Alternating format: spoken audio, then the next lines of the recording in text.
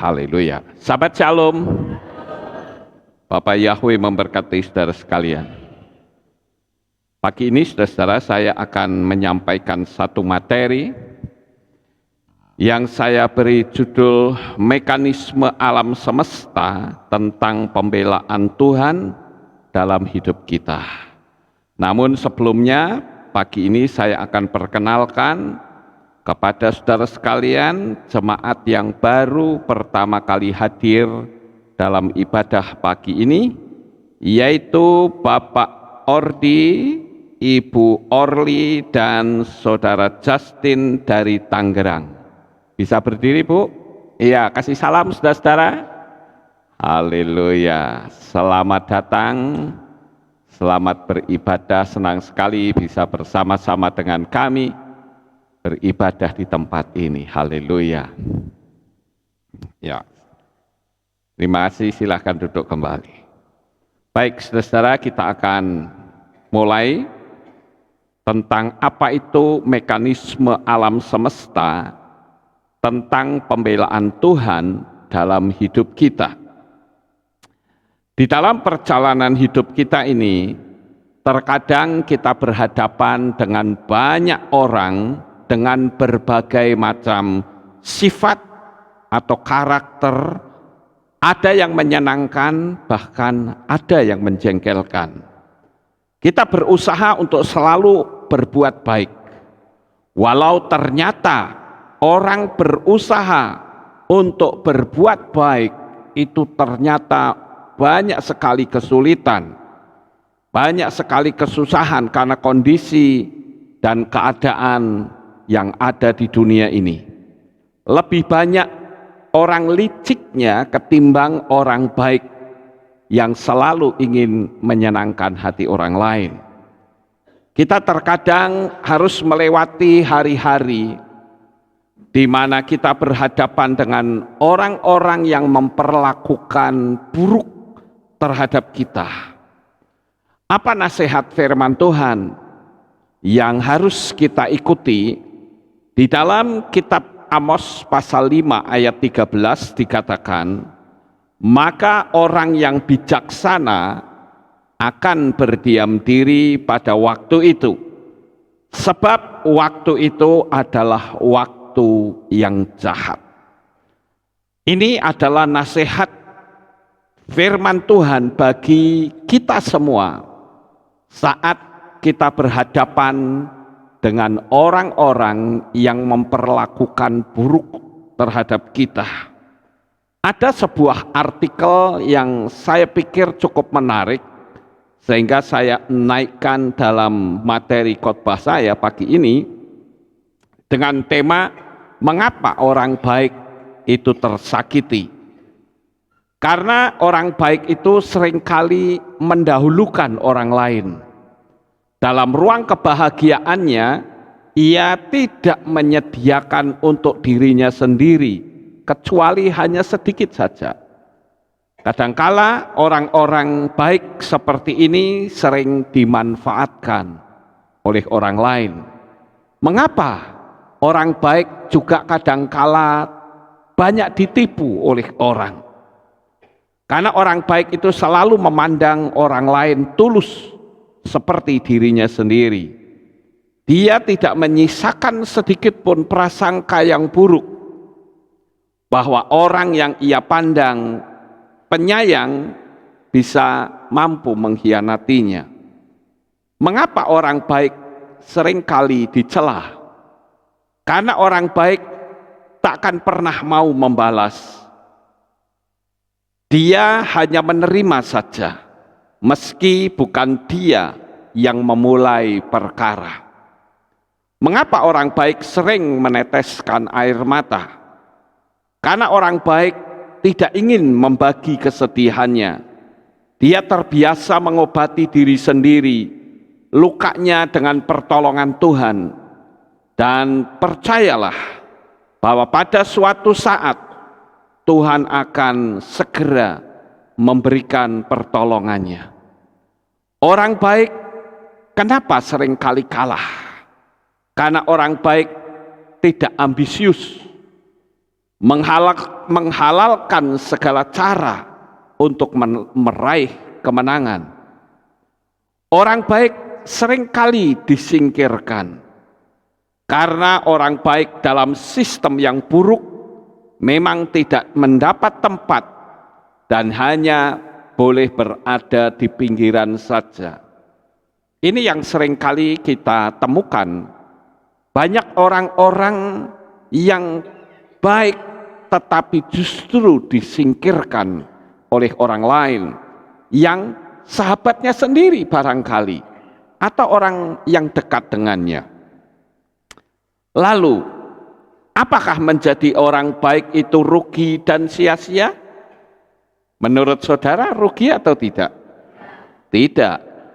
Tetaplah berusaha untuk menjadi baik, karena orang sukses dan bahagia itu relatif. Orang yang baik pasti sukses dan bahagia, baik di dunia ini maupun di dunia yang akan datang. Orang baik tidak pernah mau membenci orang yang melukainya. Orang yang baik selalu memandang bahwa di atas semuanya itu ada Tuhan.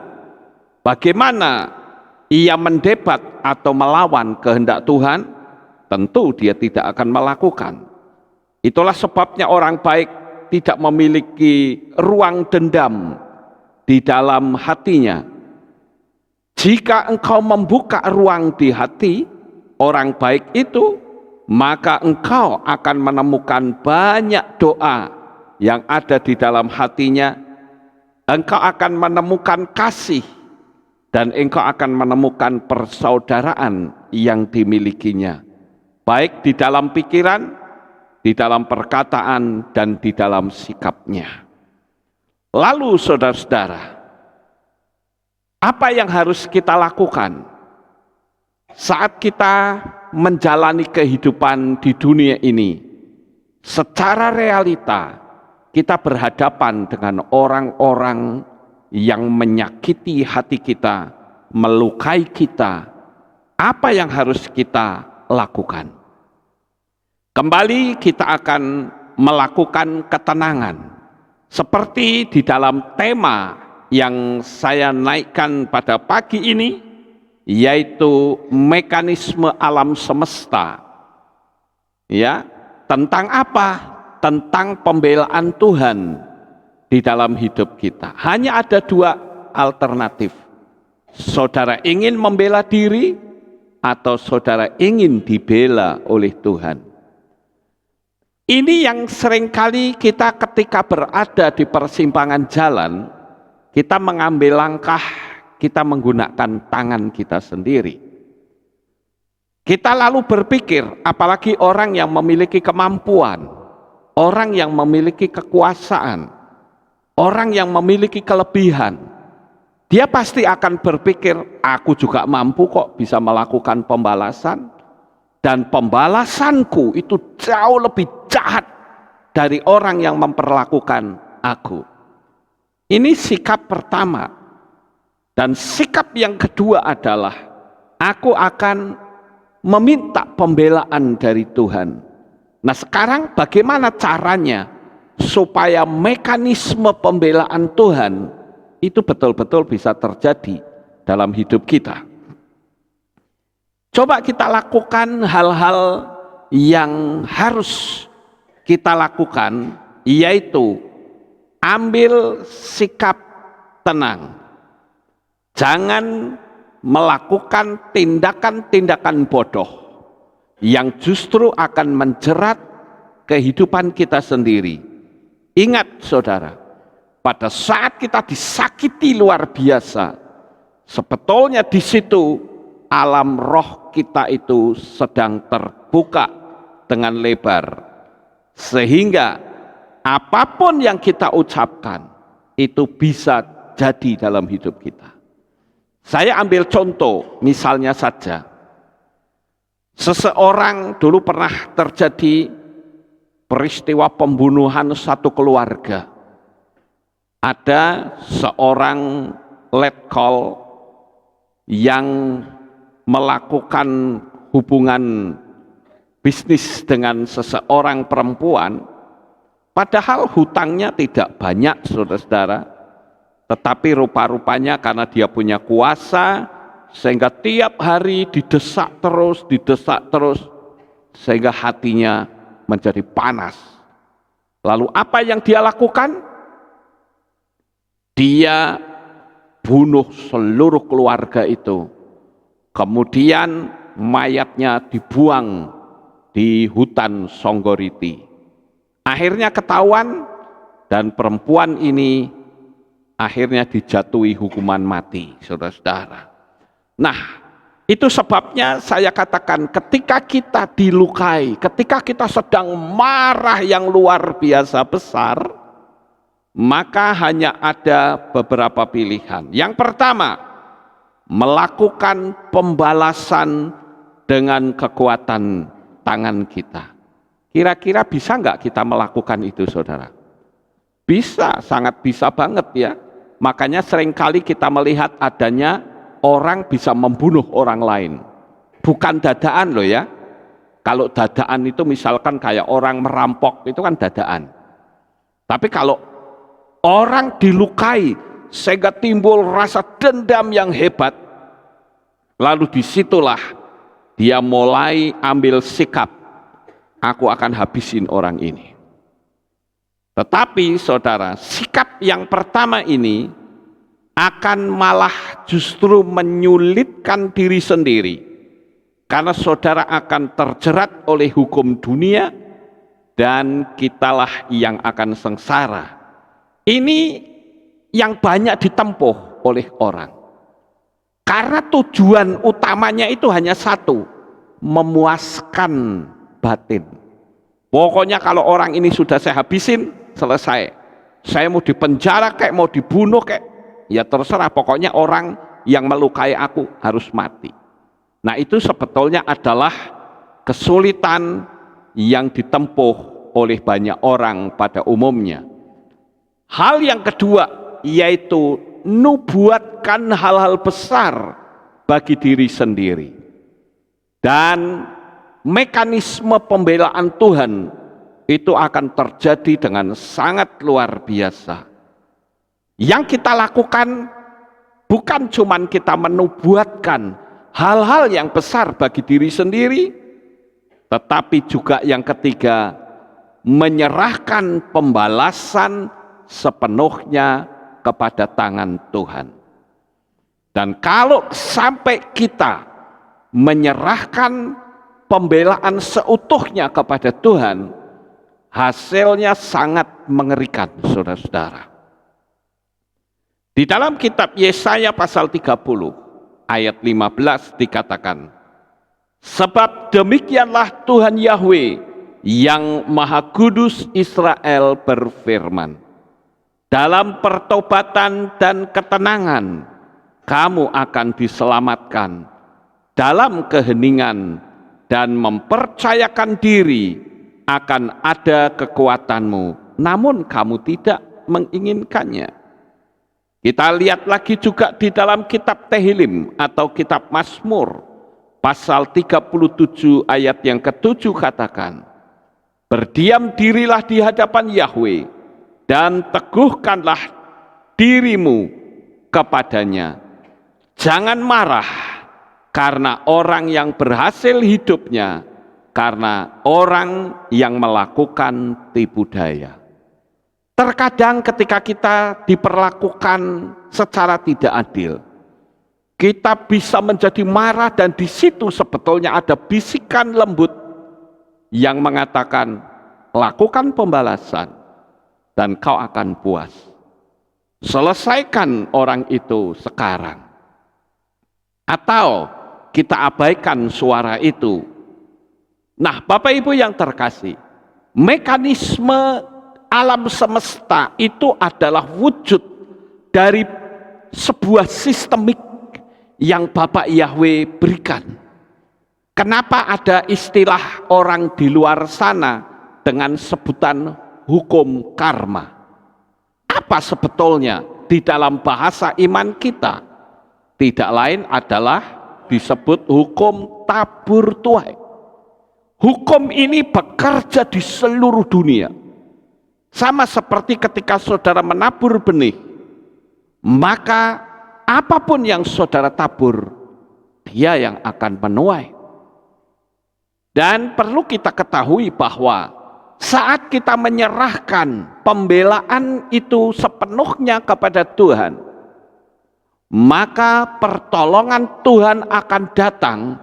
Dan bahkan dia bisa lakukan sesuatu yang membuat lebih dahsyat hasilnya ketimbang kita sendiri yang melakukannya. Tetapi harus ada mekanismenya, saudara. Mekanismenya itu apa? Yaitu kita harus ada dalam ketenangan dan menyerahkan semuanya itu dengan ikhlas, dengan rela. Ya, saudara tahu menyerahkan dengan ikhlas enggak? Berserah Tuhan, aku tidak mau melakukan pembelaan terhadap perkaraku, terhadap diriku. Aku kembalikan kepada Tuhan. Dan yang terjadi, percayalah, alam semesta itu memiliki begitu banyak oknum, saudara. Dan kalau saya katakan mekanismenya Bapa Yahweh ini betul-betul ciptaan Bapa Yahweh yang akan bekerja memberikan pertolongan kepada setiap orang yang mau mengandalkan sepenuhnya pertolongan kepadanya. Oleh karena itu hati-hati ya, jika saudara mungkin yang mengikuti streaming ini dari berbagai belahan dunia manapun, saya katakan hati-hati kalau sampai saudara memaki-maki orang dan orang itu diam, orang itu ikhlas, saya katakan posisi saudara dalam bahaya. Mungkin secara fisik saudara puas dan berkata, habis lu, udah gua maki-maki. Tapi ingat saudara, ada kekuatan tangan yang tidak terlihat mata yang akan mencengkeram hidupmu dan posisimu pasti dalam bahaya. Oleh karena itu, coba kita mau ambil langkah yang mana? Langkah kita berserah dengan ikhlas, itu yang harus kita ambil, saudara. Dan kita sendiri akan menyaksikan betapa hebatnya pembelaan Bapa Yahweh atas diri kita. Di dalam kitab Yesaya 65 ayat 6 di sana dikatakan, lihatlah, telah tertulis di hadapanku, aku tidak akan berdiam diri, melainkan akan membalas. Ya, aku akan membalas kepangkuan mereka. Jadi hati-hati kalau saudara mungkin sebagai seorang bos yang gampang memaki-maki ya bawahannya atau pembantunya dan mereka diam, hati-hati saudara. Ada tangan yang tidak terlihat oleh mata yang bisa mencengkeram kehidupanmu.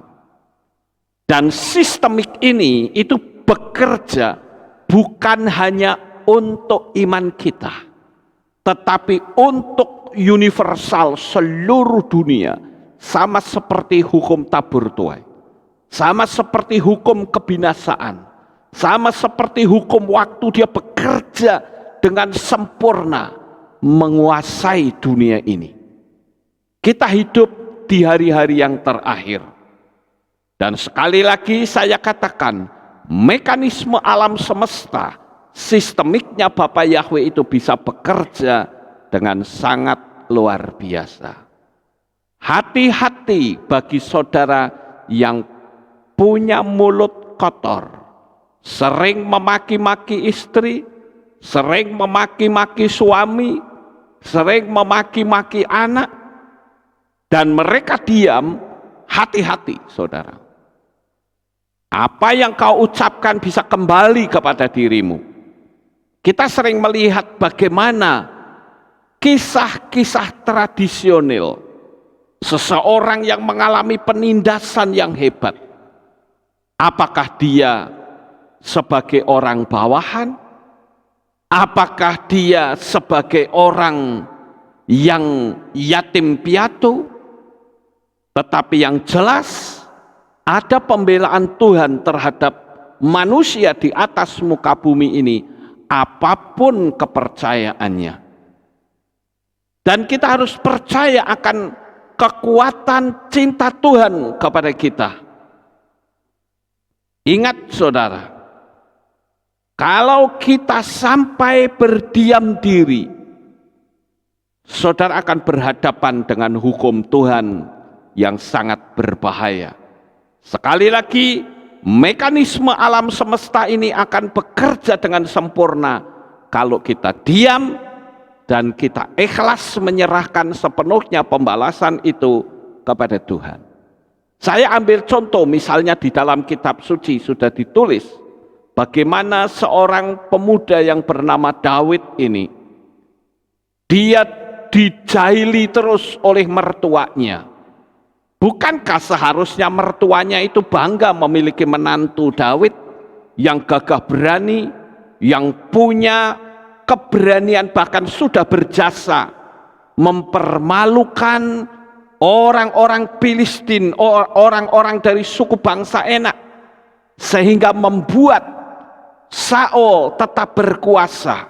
Coba tidak ada Daud dalam medan pertempuran itu, maka suku bangsa Enak akan senang bersorak-sorak, sementara bangsa Israel tidak bisa berbuat apa-apa. Harusnya Saul itu tahu diri. Tetapi saudara, Daud dikejar-kejar mau dibunuh hanya karena dia tidak ingin kedudukannya sebagai raja itu tergeser. Tetapi Daud tidak pernah melakukan pembalasan. Bahkan dia punya kesempatan untuk membalas. Tetapi dia hanya lakukan, dia potong sit-sit Saul. Sit-sit itu ini saudara. Sit-sit ini dipotong oleh Daud, lalu dilambai-lambaikan dan berkata, Bapakku, Bapakku, lihat, aku sebetulnya punya kesempatan untuk membunuh engkau, tetapi aku tidak melakukannya karena aku mengasihi engkau. Sikap Daud seperti ini justru membuat karier Saul semakin memudar, semakin turun. Apalagi sit-sit ini hanya boleh dipotong ketika pemiliknya itu mati, saudara. Tradisi Yahudi, orang-orang Yahudi sudah terbiasa ketika seseorang itu meninggal dunia, maka sit-sitnya dipotong. Artinya tugasnya di dalam dunia ini sudah selesai. Sit-sit ini memiliki hitungan angka gematria yang berbunyi Yahweh Ehad, dan ini dipotong. Itu bahaya. Orangnya masih hidup kok sit-sitnya dipotong, saudara. Artinya hubungan dia dengan Tuhan itu sudah dihentikan oleh Daud. Apakah dengan posisi Saul ketika Daud sudah menunjukkan sit-sitnya, aku tidak membunuhmu, apakah Saul bisa naik kariernya? Tidak, saudara. Karier Saul terus turun seperti orang terjun bebas tanpa parasit, langsung jatuh, dan bahkan kematian Saul pun sangat tragis karena dia melakukan bunuh diri. Sangat berbahaya, saudara. Maka sekali lagi saya katakan, kalau saudara sudah terbiasa memaki-maki orang, hati-hati. Engkau berhadapan dengan kekuatan yang sangat besar. Kalau orang itu sampai diam, posisimu ada dalam bahaya. Di dalam kitab Romeah atau Roma pasal 12 ayat 20 dikatakan, oleh karena itu jikalau musuhmu itu lapar, berilah dia makan. Jika dia haus, berilah dia minum. Sebab dengan melakukan hal ini, kamu akan menumpukkan bara api di atas kepalanya. Apa yang disampaikan oleh Rabi Shaul ini bukan sesuatu yang dianggap, ini kan hanya sebuah bahasa puitis. No. Secara hukum alam supranatural, orang yang diperlakukan jahat dan dia melakukan kebaikan, itu secara hukum alam semesta, orang itu sedang dalam posisi bahaya. Artinya, saya bisa menyebut dengan istilah sedang menggali kuburnya sendiri. Membalas adalah sama dengan merampas hak Tuhan untuk membela dirimu. Jadi sekali lagi mari kita belajar. Memang sepertinya kita kok enak wae ya, orang sudah memperlakukan kita seperti itu, kita kok diharuskan mengasihi. Enak aja. Orang bisa beria-ria dalam diri kita. Orang bisa senang di atas penderitaan kita. Enak aja. Memang itulah konsepnya Tuhan, saudara. Dan Yesua sendiri sudah melakukan ini untuk kita. Kita ini kaum pemberontak, keturunan Adam dan Hawa. Tetapi Yesua disalib, tidak pernah ada kata kutuk yang keluar dari mulutnya. Dia berkata, Bapa, ampunilah mereka, karena mereka tidak tahu apa yang mereka perbuat. Hari ini saya tidak tahu apakah saudara dilukai oleh orang dekat saudara. Apakah saudara dilukai rekan bisnis saudara, atau saudara dilukai oleh siapapun. Saya katakan, jangan lakukan pembalasan, tetapi berilah tempat Bapa Yahweh yang membalaskan hidup saudara. Dan hasilnya jauh lebih dahsyat dibanding tanganmu sendiri yang melakukan itu.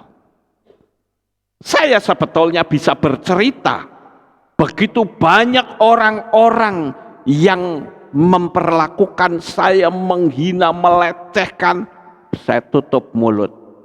Dan hasilnya mengerikan, saudara. Tetapi saya tentu tidak akan menceritakan, oh ini. Jelas tidak mungkin.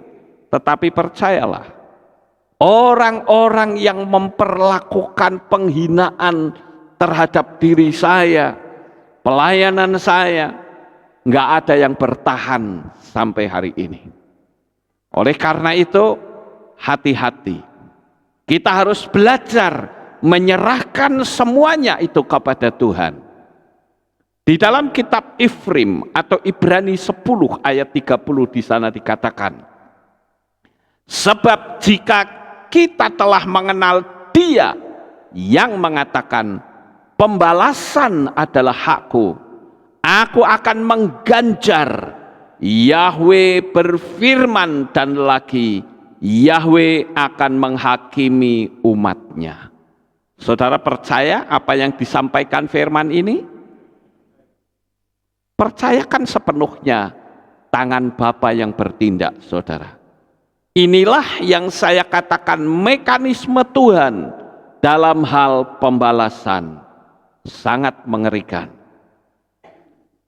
Oleh sebab itu, kita nanti akan dibuat terkagum-kagum akan pembalasan pembelaan Tuhan. Tapi syaratnya adalah agar mekanisme ini berjalan dengan sempurna, saudara harus mengikhlaskan dirimu ke dalam tangan Tuhan. Biarlah aku diperlakukan seperti ini, Bapalah yang memberikan pertolongan dan pembelaan. Itulah yang saya katakan balas dendam yang paling the best, yaitu melakukan yang terbaik dalam hidup dan mempererat hubungan dengan Tuhan. Ada sebuah pepatah yang cukup menarik yang saya bisa kutip, dikatakan, a good fighter is not showing his pain in front of your opponent. Yang artinya, seorang pekelahi yang baik Dia tidak akan menunjukkan sakitnya penderitaan itu di depan lawannya.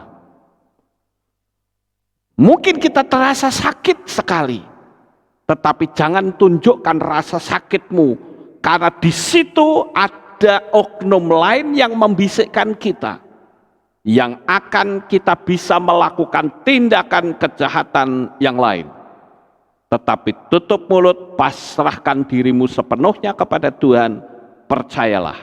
Saya ingin agar ada di antara netizen atau saudara-saudara yang mengikuti streaming ini memberikan kesaksian bagaimana pembelaan Bapa Yahweh yang begitu dahsyat yang akan terjadi dalam hidup saudara.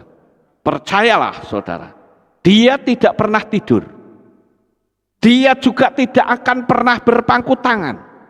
Sebuah gambaran yang indah, yang cocok, yaitu ketika engkau melihat anakmu diperlakukan tidak semena-mena atau diperlakukan semena-mena oleh orang lain, apakah saudara akan berdiam diri?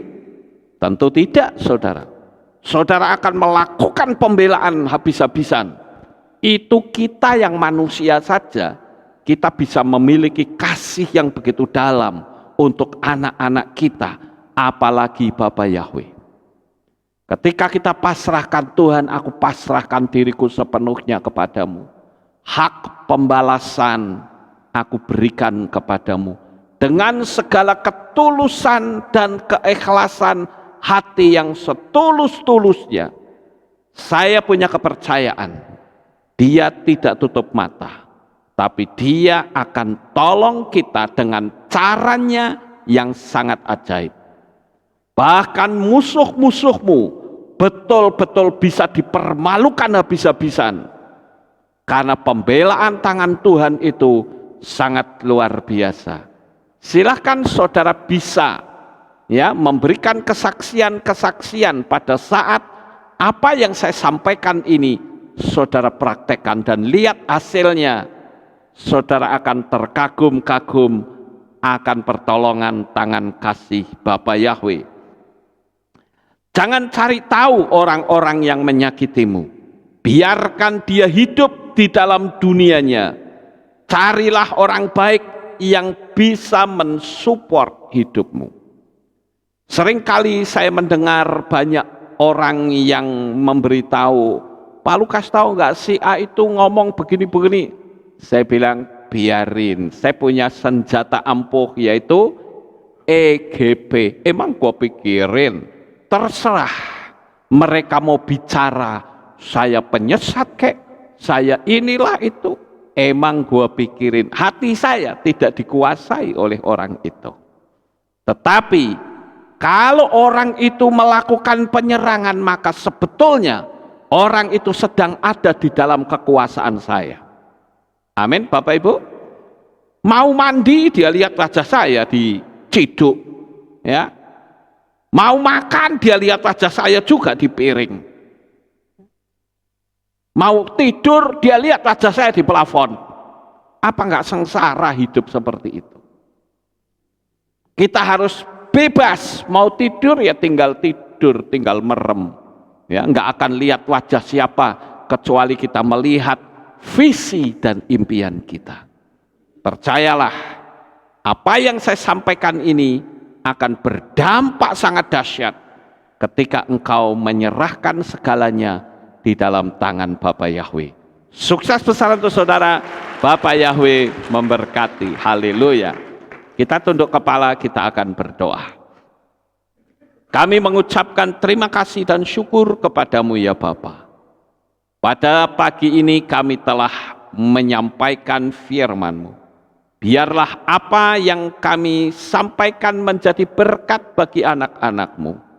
Sehingga jikalau hari ini mungkin ada di antara mereka, baik yang ada di tempat ini maupun yang ada di berbagai penjuru dunia manapun yang mengikuti streaming ini, Bapa jaga lindungi hati mereka, agar mereka menyerahkan seutuhnya ke dalam tangan-Mu, dan mereka sendiri akan melihat pembelaan Bapa Yahweh yang maha dahsyat terjadi dalam hidup mereka.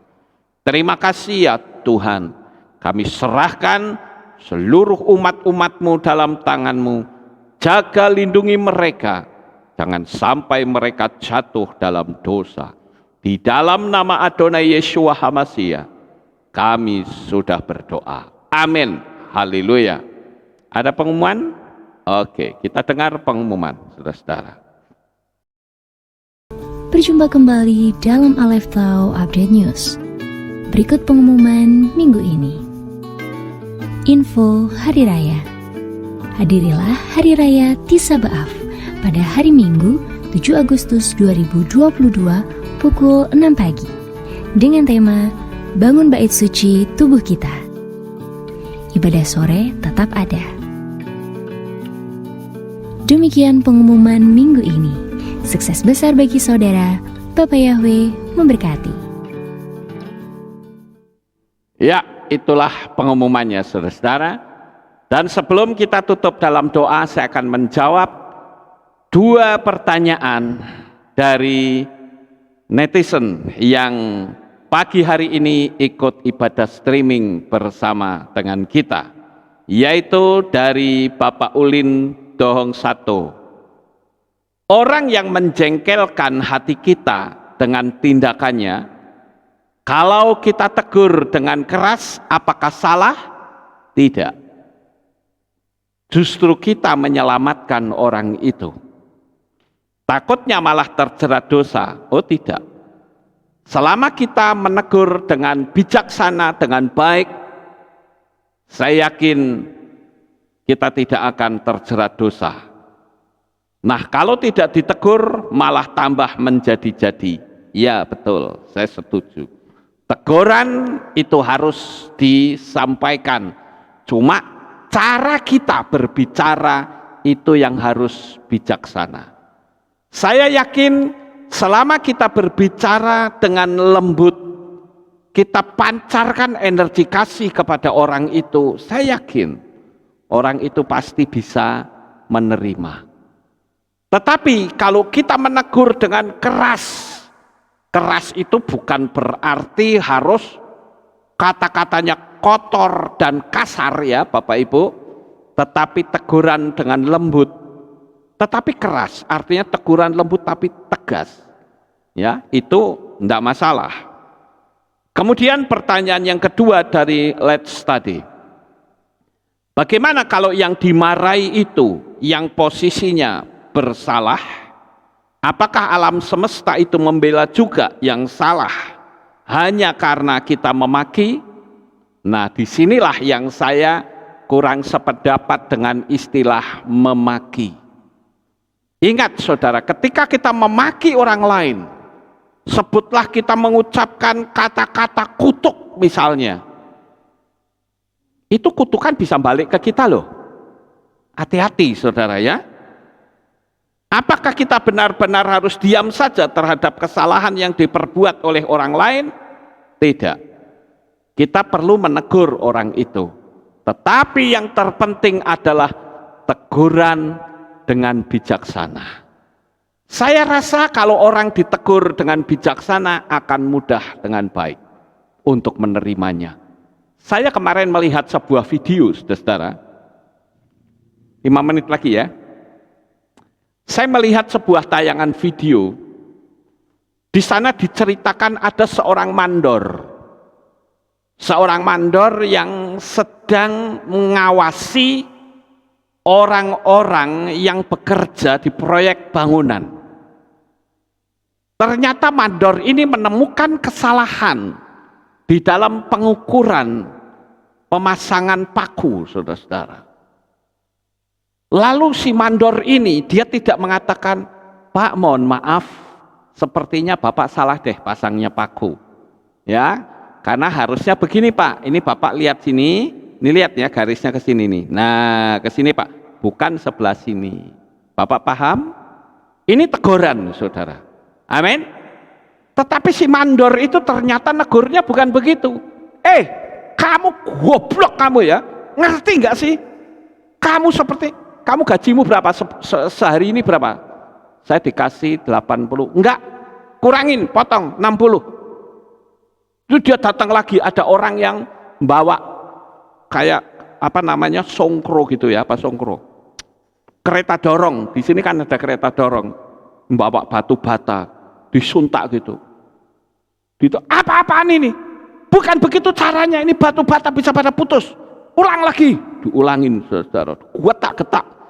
Dua orang itu berkata, ini mandor ini bisa tak bunuh ini orang seperti ini. Tegurannya sama, memperbaiki kesalahan. Tetapi dengan kita menegur menggunakan kalimat yang bijaksana, saya percaya orang lebih bisa menerima. Orang Jawa bilang terima dengan legowo, terima dengan sukacita, ketimbang orang menerima dengan marah-marah. Seperti ada sebuah cerita, ada seorang pembantu rumah tangga yang sering kali dimaki-maki oleh bosnya, saudara-saudara. Pas pada perayaan ceritanya malam Natalan mereka, si bos bilang gini, maaf ya, saya sering memaki-maki kamu, biarlah di hari perayaan ini saya mau minta maaf kepada kamu, aku sudah ngasari. Pembantunya bilang begini, saudara, ya Tuan, enggak apa-apa. Waktu Tuan memaki-maki saya memang tidak bisa membalas. Saya hanya bisa membalas waktu saya masakkan Tuan. Itu masakannya saya ludahi. Ya. Gimana coba kalau begitu, saudara? Iya toh? Tuan bikin pengakuan, saya juga bikin pengakuan. Maaf ya Tuan, selama ini Tuan makan ludah saya. Ngeri nggak, saudara? Ya. Nah, ini makanya kalau kita menegur dengan bijaksana, orang pasti akan menerima dengan baik. Inilah yang saya bisa sampaikan.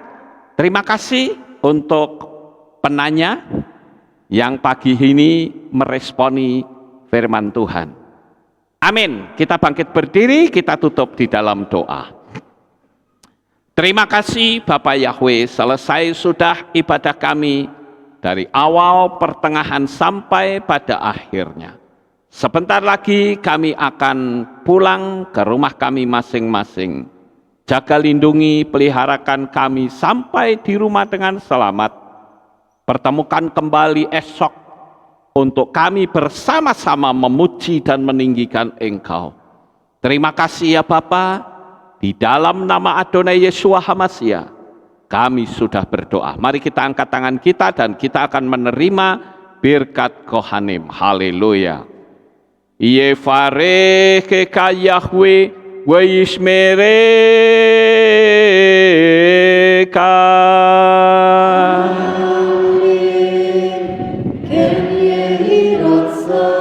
Yair Yahweh panau eleka vichuneka.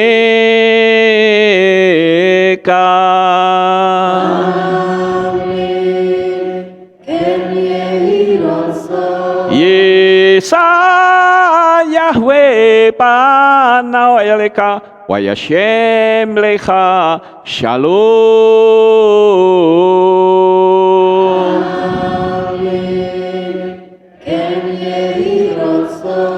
Baruk atabair ufaruk atabasadeh. Engkau akan diberkati di kota dan kau akan diberkati di ladang.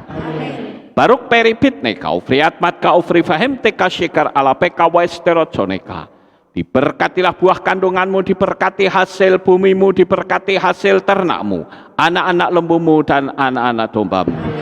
Baruk tan akau misyartika, diberkatilah bakulmu dan tempat adonanmu. Baruk ata boboy kau faruk ata beseteka, dan kau akan diberkati pada waktu kau masuk dan kau akan diberkati pada waktu engkau keluar. Baruk ata Yahweh Elohenu melek haolam, besem Yeshua HaMashiach Ruach HaKodesh kile olam faed. Kami sudah berdoa dan mengucap syukur. Haleluya.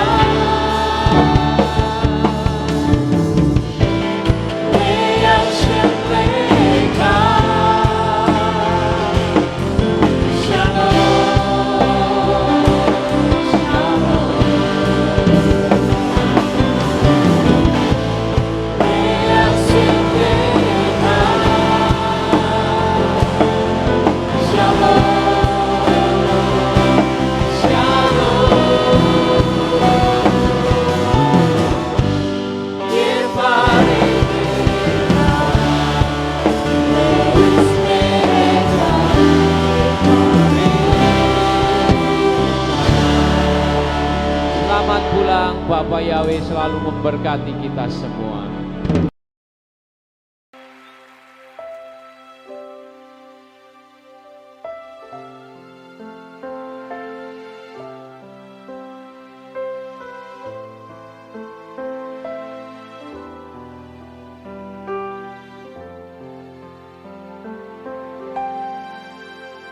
Yeshua, ku datang bersujud dan menyembah di hadapan-Mu. Ku berserah penuh. Yeshua, ku puji segala perbuatan-Mu yang ajaib bagiku, bagi hidupku.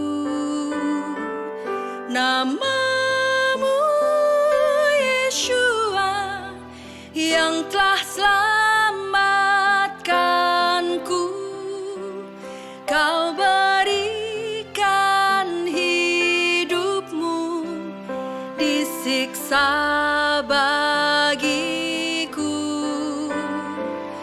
Nama-Mu Yeshua yang ubah hidupku, cara hidup lamaku menjadi baru.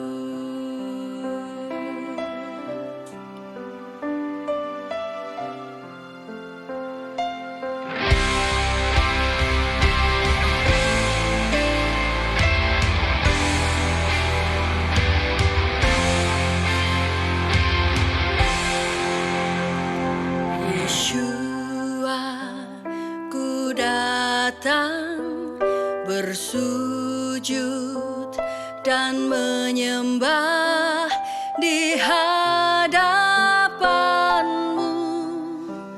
Ku berserah penuh. Yeshua, ku puji segala perbuatan-Mu yang ajaib bagiku, bagi hidupku. Nama-Mu Yeshua yang telah selamatkanku. Kau berikan hidupmu disiksa bagiku. Nama-Mu Yeshua yang ubah hidupku, cara hidup lamaku menjadi baru. Nama-Mu Yeshua yang telah selamatkanku, telah mati hidup lamaku, ku lahir baru.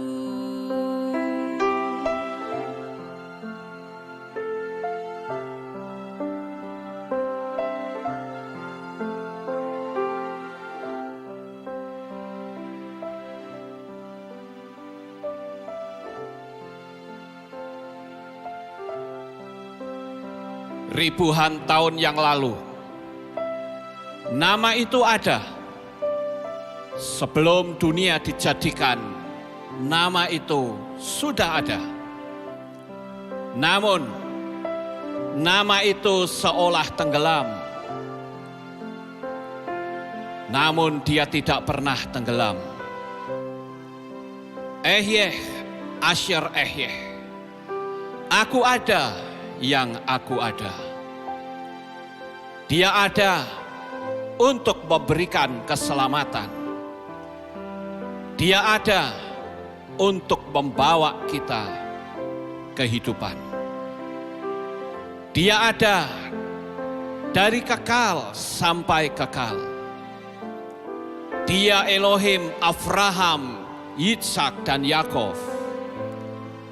Dia Elohim Israel. Dia juga Elohim atas Indonesia. Dia Elohim yang memulihkan Israel. Dia Elohim yang memulihkan Indonesia. Diberkatilah Israel. Diberkatilah Indonesia. Di dalam kitab Yesaya pasal 43 ayat yang ke-11, di dalam bahasa Ibrani dikatakan, Anoki, Anoki, Yahweh, wa'ain mibal adai Mosia. Akulah Yahweh, dan tidak ada juru selamat selain aku. Namanya adalah jaminan keselamatan. Namanya yang membebaskan kita. Namanya yang membuat kita menjadi selamat. Namanya Yahweh, Elohim keselamatan kita. Haleluya.